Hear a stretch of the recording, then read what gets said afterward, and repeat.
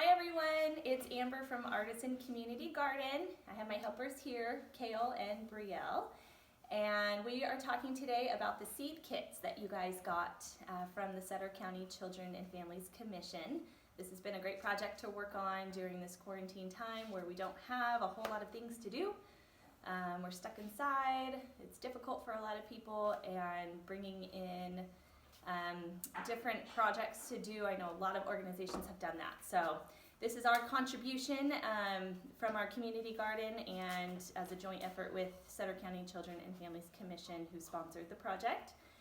Again, Artisan Community Garden is located at Sutter County Museum on Butte House Road.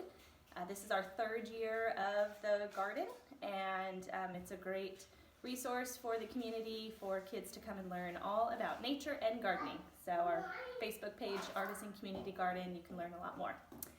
So we have these kits that we put together. They're very basic. They have 12 little cell planting spots, and we provided soil and some seeds and some basic instructions. So we're just going to go through today and show you guys how we do this. We've done quite a few the last month or two. You can kind of see our table here. This is our spot in our backyard where we have all of our seedlings and our seeds that we've planted. So we can kind of show you what we've done. We are all learning as we go. So I know some people think that they're not good gardeners or have a black thumb or whatever, but all of us, right, are learning. We're all figuring this out. None of us are any kind of experts over here, so it's kind of fun to just see what you can grow, and no matter what we're going through in life, gardening, of course, is something that can fill our soul and provide a really peaceful outlet for us. We're outside in the sun, in nature. It can reduce stress and anxiety and really just bring a neat element to our life. So the three seeds that we have for you and your kits are Mammoth Sunflowers. These grow really tall. They're the tall ones that are about 6 to 7 feet tall. Great for summer, late summer, going into fall as a little added area in your yard. And we have Sugar Baby watermelon seeds and pole beans. These are really fun to grow up something, so you can grow up a fence. You can put a couple sticks as like a teepee in the ground and put some bean seeds around or some starters, and that'll grow up and make different trellis type areas. Very fun. So all of these are great for younger kids. They're big seeds, and so they're easy to not drop and lose, and easy to put right into your cell kits. So we have our 12 cells right here, and we're just going to show you it's very easy and basic. What we do is you take your soil from your little soil bag that you got. It's got a few instructions on the front, and you're going to want, you guys want to do this? Yeah. Here, what you do. Okay, you're going to fill your cell about halfway full on every one. What do you guys want to plant first? Beans. Beans? Watermelon. Watermelon. I want to do watermelon. I think we'll do them all because we have plenty of spots and plenty of seeds. We could do beans, watermelon, sunflower. We could do sunflower, watermelon, and beans. And same on this one, so there's an even amount. Sounds great.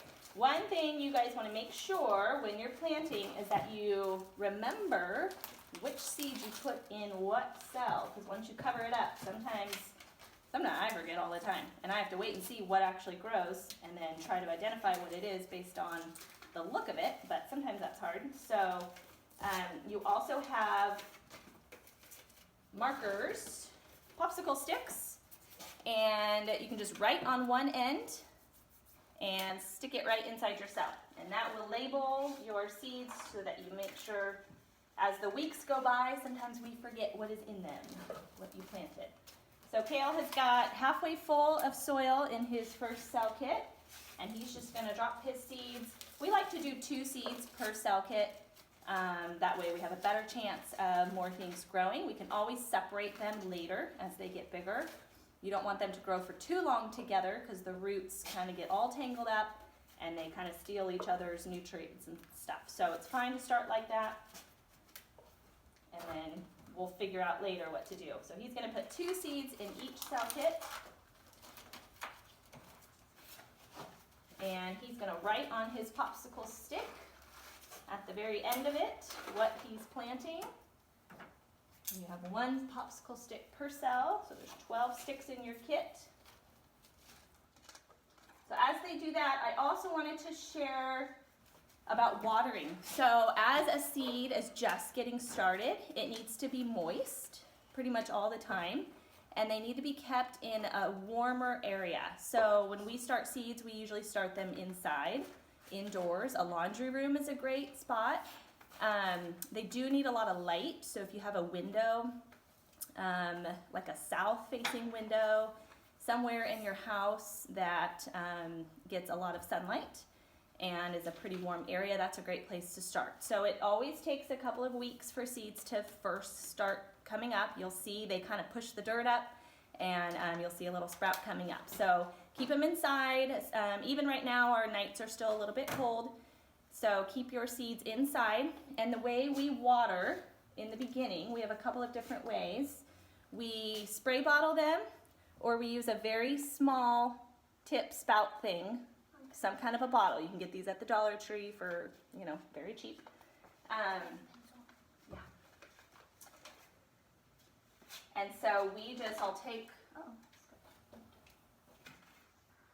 this plate right here. We've been doing a ton of these little packs over the last month. So we just take our spray bottle, give it maybe 8 squirts or so. You just want enough for it to soak down, and just keep the soil moist. If it's looking dry on top, then it needs a little bit of water.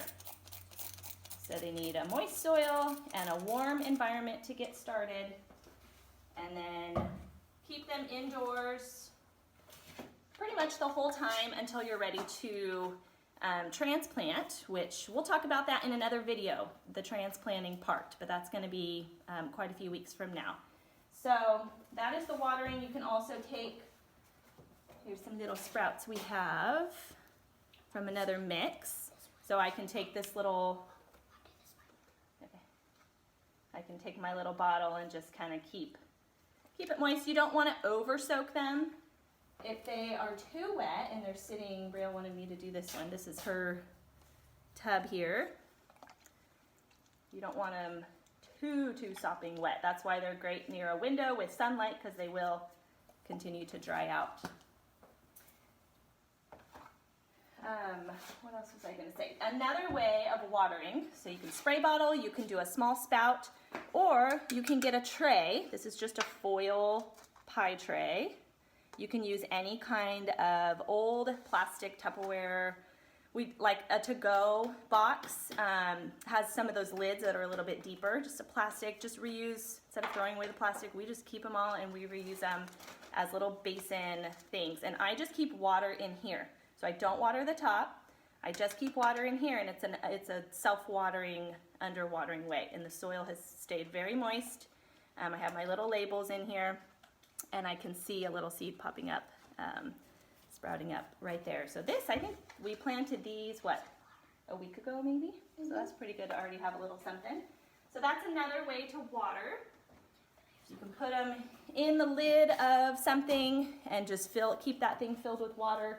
I'll show you our other little sprouts that are coming up just so you can kind of see. We've also done egg carton. This is a very easy way. I know a lot of people do this way. So we're just keeping our egg carton moist, and we have our little sprouts coming up. This is another tray right here. This is an underwater self-watering tray. So I have this whole thing filled with water.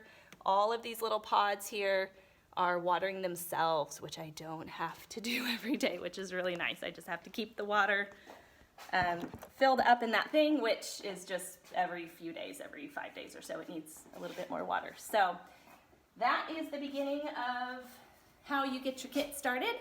And after you put the seeds in, you're gonna put more soil on top, fill it up to the top. You can press it down just a little bit.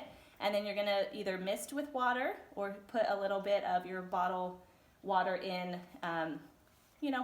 2 tablespoons maybe, just to make sure it gets wet. And daily, you have to do that daily. I've missed a day and I've come out and my little things are pretty dry. They usually end up working and come back, but sometimes they won't. And so just make sure you keep it moist. And we will do another video next time about as the seedlings come up and what you can do to continue having them grow nice. So, can you guys say bye? Bye. Have fun, guys.